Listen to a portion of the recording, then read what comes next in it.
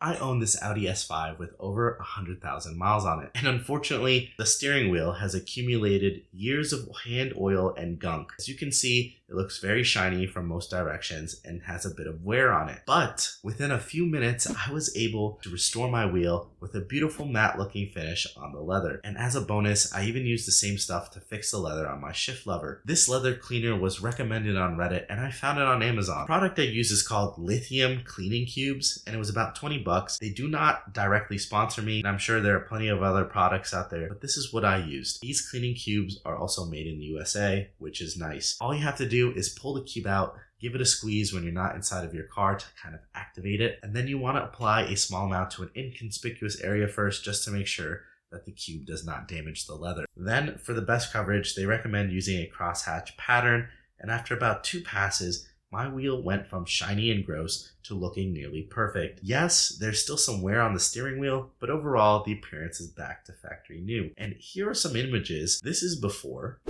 and this is after.